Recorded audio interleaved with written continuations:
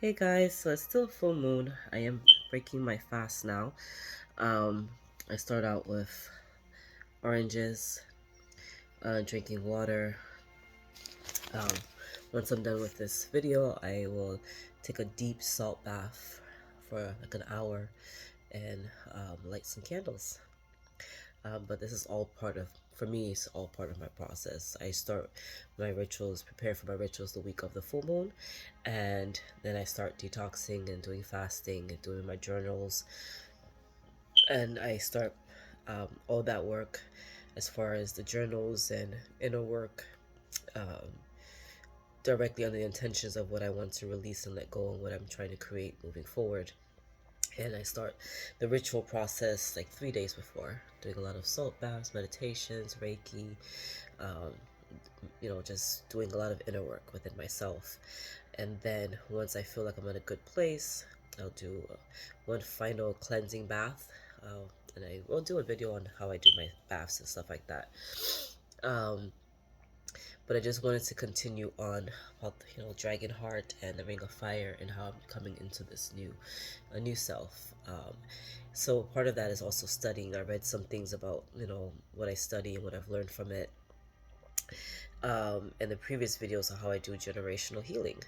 So I realize, or become aware of certain characteristics or energies or attachments that have been passed on from generation to generation. Then I study what that is, and then I study whether it's spiritually, psychologically, emotionally. I study different aspects of it so I have a good understanding of what it is and how it has an influence over me, so that I can break that off of me, heal that part of me, and then teach the healthy things that I learned to the next generations, and it creates that energy that will flow into the future generations. And this is something I've been doing. One thing that I did choose for last year was codependency. You know, uh, of course, for my past, I was codependent in a lot of different ways. I didn't know my worth. I didn't know how to love myself. I became codependent to finding love outside of myself and tried to become healthier by finding that love, in God and religion and church and things like that. And then learning how to harness that within myself by healing all these limiting beliefs and attachments. So last year, actually in 2020, I became aware that I still had some codependency tendencies in different things without realizing it. So 2021, I started to learn how to break that off. Um, and some of the things that I write down or write, the study that helps with that, say just breaking codependency, don't associate my worth outside of me. Remove attachments to my worth, like anything that I attach my worth to, you know, remove that, heal that part of my mind, my thinking, um, and heal those triggers as well. Heal my lower chakras. So a way to do that was to balance my lower chakras, and then I started studying where that may have stemmed from, and a lot of it was attached to my sacral chakra, and I did a lot of work on that, from sexual trauma and things like that, and my relationship with it, um, with my sexual energy, and I didn't realize that I had so much stuck in it still. Uh, and I started to learn what that second chakra is, the sacral chakra. It starts the process of an individual um, understanding of your identity.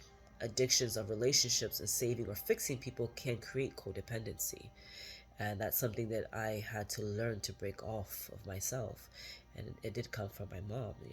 She's a saint. She always wants to, she's a savior. Like, she's, a really good person now. And when I say good person, is that she's very empathetic and she tries to help everybody, but she loses herself. She doesn't have any time for herself ever. Like, she's always saving somebody.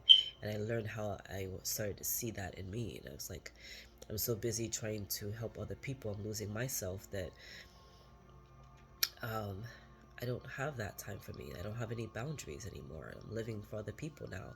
And I'm just realizing all these things in my mind. It's like, I haven't really learned how to live for me the way I want to now, because I'm so busy trying to do what I think I'm supposed to be doing and not realizing, hey, is this what I truly want?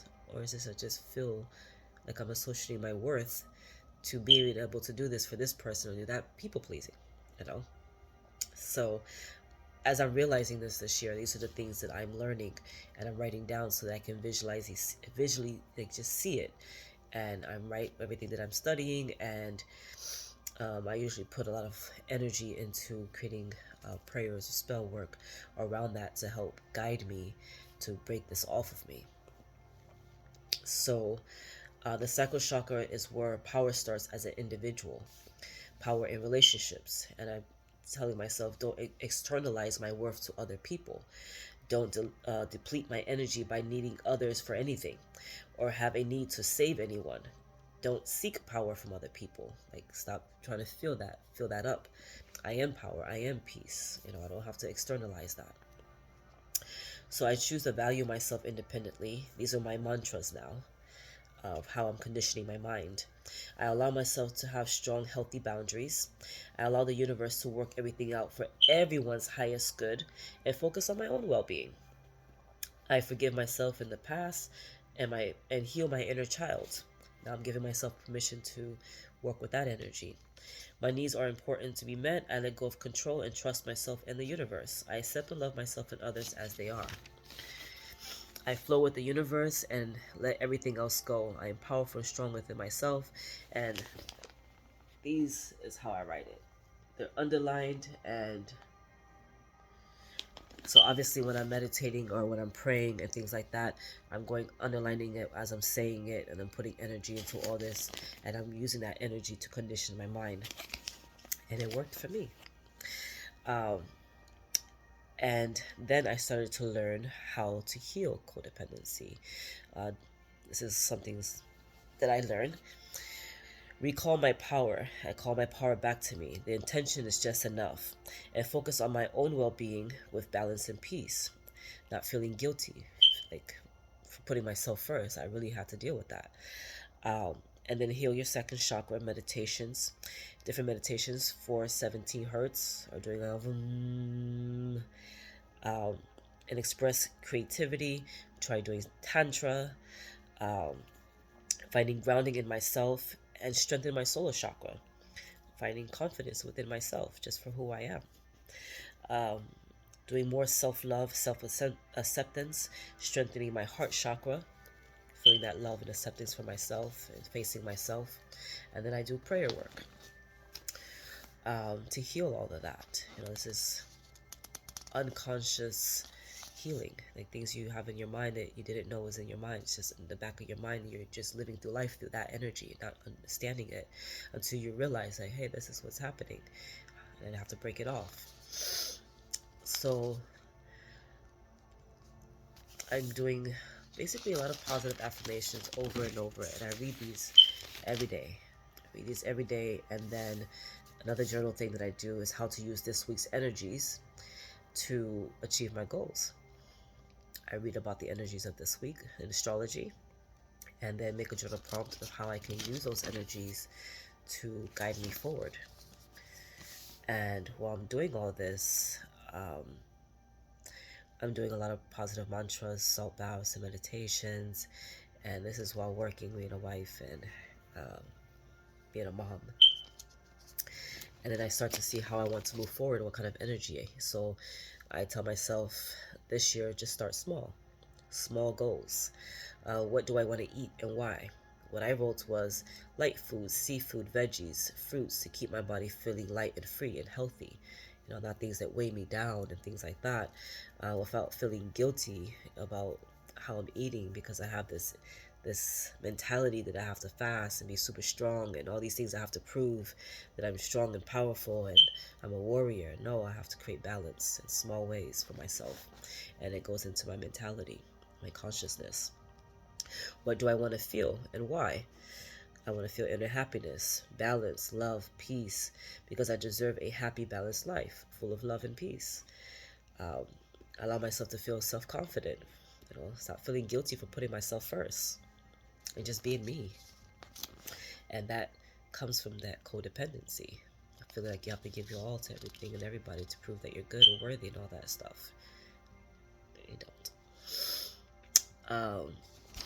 And just journal prompts. What do I want to do and why? I want to travel the world to learn different cultures, allowing myself to receive and be and give love and peace vibrations in the highest ways. Allow my journey to experience different beaches around the world, live happy and free. Allow myself to be a Shanghai warrior. That's one of my dreams, actually, when I turn 45. So I can experience strength and balance in a different way. I allow myself to be in abundance, and allow myself to be in love with myself in my life authentically, not because of anybody's expectations or anything like that. And I let go of my own. What do I want to learn? It's a journal prompt. I want to learn trust, so I can naturally flow with the universe again. I lost a lot of that during my marriage and trying to balance out who I am and who he is and all this stuff. Then here comes kids, and I want to get back in alignment with that. But all of it served this purpose for this moment today. So it's always worth it. I want to learn yoga so I can flow and be flexible. What small steps can I take now? Meditate daily, do salt baths, journal daily, buy only healthy foods so I'm not triggered to eat unhealthy, and indulge into certain things when I'm not, okay. Like I'm just going through a lot, and just indulge in foods. That was one of the reasons why, how do you say? It's one of the hardest challenges in a marriage to a chef. You indulge a lot. But I can say that I became really good at fasting throughout my life because how I grew up hungry, and then growing up trying to transition from the street life to live, a healthy, stable life, and working so hard and trying to save everything out of that fear. I really starved myself a lot. Like, if I didn't have it, I didn't spend money on food. I would just fast and sacrifice it to God, and it was really unhealthy. I didn't realize that, but it all stemmed from guilt and fear. And now I have a balance. I'm fasting now. I do it for 24 hours. I eat my fruits, and then I'll cook a nice dinner tomorrow, Sunday dinner. It's a balance. It's not out of fear or anything like that. It's part of my rituals to strengthen my spirit and to detox my body. So, moving forward, these are just simple journal prompts that I do. I'm working with the week's energies, working with tarot, and then I'm trying to get to the dragon heart, to be honest with you. Oh, I also went back to the roots. This is part of my early January things. After the dragon heart and ring of fire, I had to reconnect to who I am and just learning different aspects of myself at this level. Learning. And me, I like to use star signs. So I'm a Cancer, Leo, Cusp. I'm influenced by both water and fire elements and harness both powers. Cancerians are calm people. Leos are fiery, passionate people. Those two traits make me a very unique person who is timid and sensitive, empathetic, but also confident and enthusiastic. And I'm a very powerfully influential person. I don't like to admit that, but I'm a natural leader. I'm a natural empath and have genuine interest for others, and allows me to connect with people easily. Once I have their trust, I can now proceed to lead because it comes from a genuine place. And just learning a lot of different traits that I have the power to harness within myself. It just started from the basics and the roots, and then building myself up for this year. And those are the things that I journal about. About different prayers about my higher self and stuff like that. The lessons that I learned, giving thanks for the things that I've learned. And that's all shadow work.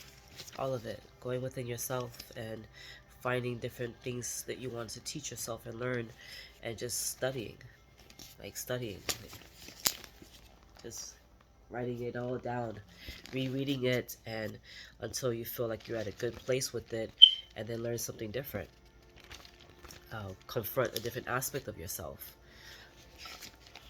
But that's what I do. That's all part of my full moon rituals, all of it. I get really deep into it for the full moons because it's when I do a lot of releasing work. So I'm definitely channeling all these things that I'm learning and using it to release what's no longer serving me or my highest good. Um, and I physically do it, and I spiritually do it, and emotionally am driven by it. And I've put in a lot of research and study to logically understand it from different perspectives and have different understandings um, of what I'm doing and why. And I hope it connects to somebody. But that's it. I couldn't find my dragon heart. But basically, I studied the dragon heart stone. I researched to try to figure out what does that mean. So I researched the stone, and it really guided me to what to expect, which was pretty cool because basically it guides your higher chakras. You're living true to yourself. You have a strong protection spiritually, being strong in your power now, and harnessing that energy um, to magically fulfill your soul purpose, which is what I prayed for a lot. So I'm very thankful that it came to me and that I'm on a journey to accomplish all that within myself and my life. At this stage, after so much work, I found it. So when I studied, and I've never ever used this stone before, and I can say that I really felt the energy of it bring out my pure energy and power, and I'm very thankful. But before I even knew anything about it, I did study about it. The dragon heart stone is, my daughter's gonna kill me because I can never pronounce this, labradorite. Excellent for awakenings, life purpose, intuition, psychic abilities. The stone of magic, a crystal of all who travel and embrace the universe, spirit world, seeking knowledge and guidance. The fact that that came to me spoke wonders because that's exactly all that I am and all that I do. It allows one's innate magical powers to surface. It enhances the mental, intuitive abilities of clairvoyance, telepathy, prophecy, um, and assist in communication with the higher guides and spirits. Um, as a workspace stone, it brings out the best in people and making work life more pleasant. It has definitely helped me do that. It protects against negativity and misfortunes of this world and guides safe exploration while spiritually traveling. And I have traveled a lot spiritually, especially when I'm sleeping. I can hear clearer messages. Um, my visions are stronger. And I'm very thankful that I was able to use the stone to guide, my energy and my power. It activates and unlocks the heart. Oh man, have I gotten a lot of that this year. And the dragon heart is born from storms of the northern lights, creativity connected to the higher consciousness of the universe. A true gift of nature, the universe during rough times. It's speaking to me. Um, so the stone and the dragon symbolism is yet another powerful combination. Ding, ding, ding. The symbol of the dragon shaped shifting abilities and comparable to shaman's control and command over the elements. Aligned with the power of the stone that intensifies intuition, enhances psychic abilities, and making it great for working with the third eye. And I was reading all this on January 7th of 2022 at 11:11 a.m. So when I start reading and I get alignments to the time, see, 11:11 a.m. I know that I'm really in alignment of what I'm supposed to be doing, and I'm thankful for when I get those reminders or confirmations from the universe. It motivates me to push forward and to release any doubts or insecurities or fears I or have about what I'm studying or what I'm learning, because it's brand new to me. I'm like a baby. I never done this before, never learned work with these energies before, never worked with the stone before, and have no idea what's gonna, birth, after this winter is over and I'm going into the spring, the renewal of life. And and all my hard work within myself is now transformed into this new butterfly, a new person, new being, new state of mentality or mind, you know, so, or state of being, and a new mentality. But I am feeding all of that by studying and journaling and writing and doing a lot of cleansing and healing work within myself. And I've been doing this for 10 years, and I've always learned something new and different, and I've created a new state of being or a new aspect of myself, or strengthen who I am through all of that. So I'm very thankful. It's been quite a journey, and I'm at a point where I kind of want to share my journey, because I have no idea what's about to happen, but I'm very excited, um, and I just wanted to share that with you guys. Good night. I'm gonna go jump in my salt bath, eat my oranges to break my fast, and release all of this now, and welcome in the new, and do my candles, and more journaling to see how I feel after my bath. When I'm in my bath, I get messages, so I write them down, and then I'm guided forward. I listen, I stay still, and I pray, and I write everything down that comes to me, and then I move forward. I study some more, and this has been my life, and I'm very thankful. Good night.